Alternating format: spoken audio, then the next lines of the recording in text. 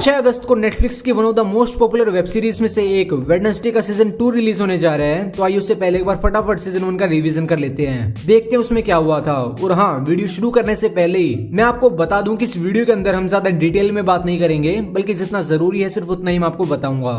तो चलिए मुद्दे पे आते हैं। तो ये कहानी एक ऐसी दुनिया की जहां पर दो तरह के लोग रहते हैं। एक है अपने साधारण आम इंसान जिन्हें इस शो के अंदर नॉर्मी कहा गया है, एंड दूसरे हैं खास शक्तियों वाले कुछ म्यूटेंट इंसान जिन्हें आउटकास्ट कहा गया है। नॉर्मी के मुकाबले इस दुनिया में आउटकास्ट की तादाद काफी कम है और ज्यादातर नॉर्मी लोग आउटकास्ट को पसंद नहीं करते।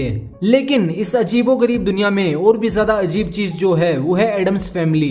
एक ऐसा परिवार जो कि आउटकास्ट है, लेकिन आउटकास्ट होने के बाद भी वो बाकी सभी आउटकास्ट से काफी अलग है। इस परिवार में वैसे तो कई सारे लोग हैं, लेकिन यहाँ पे जो सबसे खास मेंबर है वो है इस घर की सबसे बड़ी बेटी वेडनेसडे एडम्स, जो कि एक बहुत ही तीखे मिजाज की खतरनाक लड़की है, लेकिन साथ ही काफी जीनियस भी। वेडनेसडे को अक्सर उसकी खतरनाक हरकतों की वजह से स्कूल से निकाल दिया जाता था। जब ये 15 साल की होती है तो इसकी पावर्स एक्टिवेट हो जाती हैं, जहाँ इसे किसी को भी छूते ही पास्ट और फ्यूचर की कुछ झलक्स दिखाई देने लगती हैं। ये कुछ ऐसे साइकिक विजन्स होते हैं जिसमें इसे खतरों के बारे में पता चल जाता है। खैर, इसी दौरान वेडनेसडे को एक बार फिर उसकी शैतानी की वजह से स्कूल से निकाल दिया जाता है। तो अब उसके घर वाले उसे नेवरमोर नाम के एक बोर्डिंग स्कूल में डाल देते हैं। जेरिको शहर में मौजूद ये खास स्कूल सिर्फ आउटकास्ट लोगों के लिए ही बना था, जहाँ पर कई तरह के म्यूटेंट बच्चे पढ़ते थे। लेकिन वेडनेसडे वहाँ पर पढ़ना नहीं चाहती थी, इसीलिए वो पहले ही दिन वहाँ से भागने की तैयारी शुरू करती है।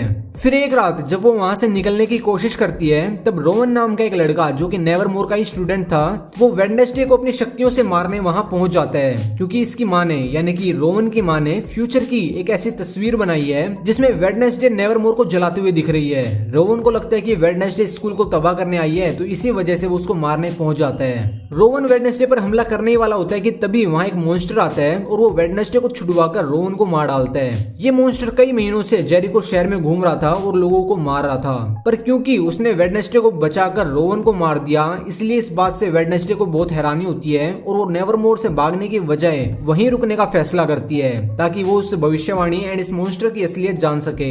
इसके बाद वेडनेसडे और उसके फैमिली मेंबर थिंग, जो कि कटा हुआ हाथ है, अगर आपको याद नहीं है तो मैं आपको बता दूं कि इस कटे हुए हाथ यानी कि थिंग को वेडनेसडे की मां ने वेडनेसडे पर नजर रखने के लिए इसके पीछे लगाया था।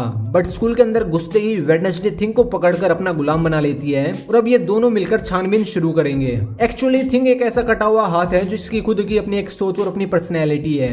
अब इसके बाद वेडनेसडे रोन की उस ड्राइंग की रिसर्च करती है, तो उसे अपने स्कूल की लाइब्रेरी से उस तस्वीर का दूसरा हिस्सा मिल जाता है, जिसमें उसे अपने अलावा एक आदमी भी खड़ा हुआ दिखता है। तो वेडनेसडे को अपने स्कूल वालों से पता चलता है कि वो आदमी जोसेफ क्रैकस्टोन है, जो कि जेरिको शहर का फाउंडर था, एंड इसीलिए अब वो क्रैकस्टोन की जानकारी इकट्ठा करना शुरू कर देती है। इसी के चलते वेडनेसडे को अपनी शक्ति से 400 साल पहले का एक विजन दिखाई देता है, जिसमें उसे जोसेफ क्रैकस्टोन दिखाई देता है और उसकी असलियत पता चलती है। क्रैकस्टोन असल में एक सन की धार्मिक आदमी था, जो कि आउटकास्ट से काफी ज्यादा नफरत करता था और उनको दुनिया से खत्म करना चाहता था, जिस वजह से उसने सन 1625 में जेरिको शहर के सभी आउटकास्ट लोगों को एक तहखाने में जमा करके उन्हें जिंदा जला दिया था।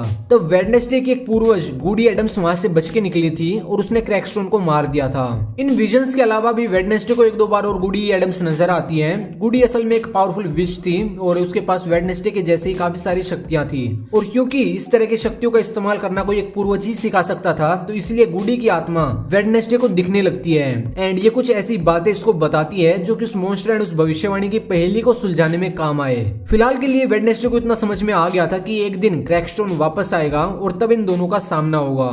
इसके अलावा जब वेडनेसडे उस मॉन्स्टर की थोड़ी इन्वेस्टिगेशन करती है, तो उसे पता चलता है कि वो राक्षस असल में एक इंसान है और वो जिसे भी मार रहा है उसका एक बॉडी पार्ट जमा कर रहा है। इसके बाद गूडी वेडनेसडे को एक पुराने घर की छानबीन करने के लिए बोलती है, जिससे वेडनेसडे को ये पता चलता है कि उस घर में पहले गेट्स नाम का एक परिवार रहता था, जिन्हें आउटकास्ट से नफरत थी। और 32 साल पहले जब वेडनेसडे के पेरेंट्स नेवरमोर में पढ़ते थे, तब गेट्स परिवार के बड़े बेटे गैरेट ने जहर का इस्तेमाल करके नेवरमोर के सभी लोगों को मारने की कोशिश की थी, लेकिन तब गैरेट गलती से वेडनेसडे के माँ बाप के हाथों मारा गया।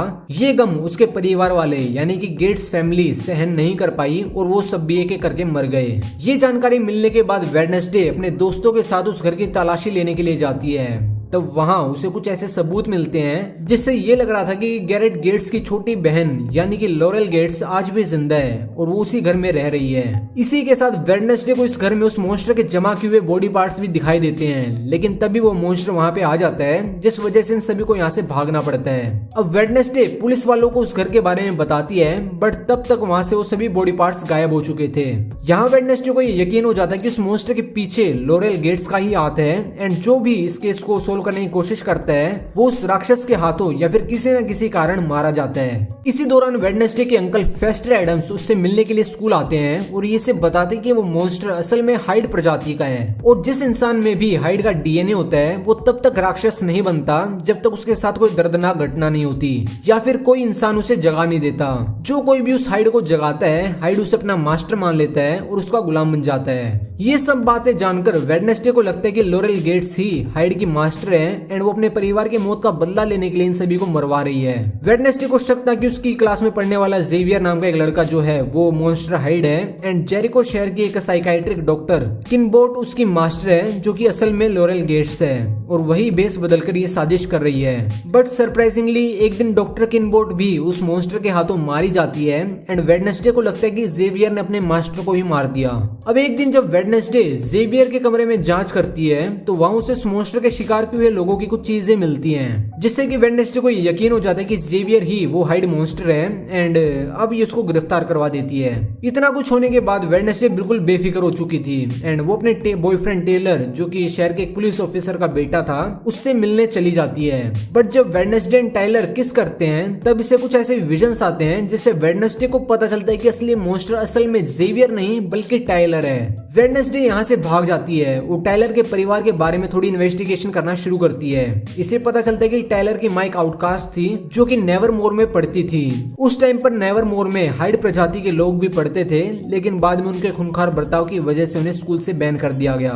टाइलर की माँ ने एक नॉर्मी पुलिस ऑफिसर से शादी की थी पर जब उसे बच्चा हुआ तब टाइलर की माँ के अंदर का हाइड जाग गया और कुछ ही साल बाद वो मर गई। टाइलर को अपनी माँ को खोने का बहुत बड़ा झटका लगा था एंड उसके पिता तो अब भी इसी डर में रहते हैं कि कहीं उनका बेटा हाइड ना बन जाए। अब जब वेडनेसडे को ये बात पता चलती है तो अपने कुछ दोस्तों के साथ मिलकर टाइलर को किडनैप करके उसे सच्चाई बुलवाने की कोशिश करती है। वेडनेसडे उसे टॉर्चर करना शुरू करती है ताकि उसके अंदर का मॉन्स्टर बाहर आ जाए, पर ये सब देख के उसके दोस्त काफी ज्यादा डर जाते हैं और स्कूल प्रिंसिपल से वेडनेसडे की शिकायत कर देते हैं। टाइलर के पिता वहां आकर उसे छुड़वा लेते हैं बट कोई भी ये बात मानने को राजी नहीं होता कि टाइलर ही असली मॉन्स्टर है, बल्कि उल्टा वेडनेसडे को किडनैपिंग की वजह से स्कूल से निकाल दिया जाता है। अब वेडनेसडे घर जाने से पहले अपने स्कूल के एक लड़के यूजीन से मिलने जाती है जो कि उस मॉन्स्टर के इन्वेस्टिगेशन में वेडनेसडे का साथ दे रहा था, बट उस मॉन्स्टर के अटैक की वजह से वो कोमा में चला गया और अब होश आने पर वो वेडनेसडे को साइड मॉन्स्टर के बारे में कुछ क्लू देता है जिससे हमें ये समझ में आता है कि असली लॉरेल गेट्स डॉक्टर किनबोट नहीं बल्कि उनके स्कूल की टीचर मैरिलिन थॉर्नेल है जिसने टाइलर को उसकी माँ की असलियत बताकर एंड कुछ केमिकल्स देकर उसके अंदर के हाइड को जगाया था और नेवरमोर के खिलाफ भड़काकर खुद का गुलाम बनाया था। ये सब जानने के बाद अब वेडनेसडे अपनी स्कूल की प्रिंसिपल जिसके पास रूप बदलने की शक्ति थी उन्हें टाइलर के रूप में लॉरेल के पास लेके जाती है इसका पर्दाफाश करने के लिए। ये सब सच्चाई जानकर प्रिंसिपल बहुत हैरान हो जाती है बट तभी लॉरेल प्रिंसिपल को जहर देके मार देती है और वेडनेसडे को बेहोश करके टाइलर की मदद से उसे क्रैकस्टोन की गुफा में लेके जाती है जहाँ पर उसकी कब्र थी। यहाँ लॉरेल वेडनेसडे को बताती है कि वो और उसके परिवार वाले असल में जोसेफ क्रैकस्टोन के वंशज हैं जो कि सालों से आउटकास्ट को खत्म करने की कोशिश कर रहे थे, बट क्योंकि उनसे वो मकसद पूरा नहीं हो पाया इसीलिए लॉरेल ने इस काम को पूरा करने के लिए क्रैकस्टोन को दोबारा जिंदा करने का फैसला किया, जिसके लिए उसे कई सारे लोगों के बॉडी पार्ट्स चाहिए थे जो कि उसने टाइलर की मदद से हासिल किए। इसके अलावा उसने गुडी एडम्स की जादू टोने की किताब भी चुराई थी जिसमें मरे हुए लोगों को जिंदा करने का तरीका था, बट क्रैकस्टोन को जिंदा करना इतना आसान नहीं था क्योंकि गुडी ने उसको मारने के बाद उसकी आत्मा को श्राप देके उसकी कब्र पर अपने खून का ताला लगा दिया था और इस ताले को सिर्फ गुडी का ही कोई वंशज खोल सकता था, वो भी सिर्फ ब्लड मून की रात में। एंड लॉरेल कई साल से इसी प्लान को पूरा करने में लगी हुई थी। अब सारी तैयारियां होने के बाद वो वेडनेसडे के खून से उस कब्र का ताला खोल देती है और गुडी की किताब में लिखी हुई जादुई रस्मों को चालू करती है जिससे कि क्रैकस्टोन जिंदा हो जाता है। और अब क्योंकि इसको काले जादू की मदद से जिंदा किया गया था तो इसके पास कुछ शक्तियां भी आ जाती हैं। फिर जब जिंदा होने पर क्रैकस्टोन वहां पर वेडनेसडे को देखता है तो वो उसे गुडी समझकर उस पर जानलेवा हमला करता है। इसके बाद लॉरेल क्रैकस्टोन को नेवरमोर में लेके जाती है ताकि वो सभी आउटकास्ट को मार सके। एंड एज एक्सपेक्टेड क्रैक्सटोन वहां पर जाके आग लगाकर तबाही करना शुरू कर देता है। दूसरी तरफ वेडनेसडे बिल्कुल घायल पड़ी थी और वो मरने वाली थी कि तभी गुडी की आत्मा वहां पर आके उससे मिलती है और वो क्रैक्सटोन को रोकने का तरीका बताती है।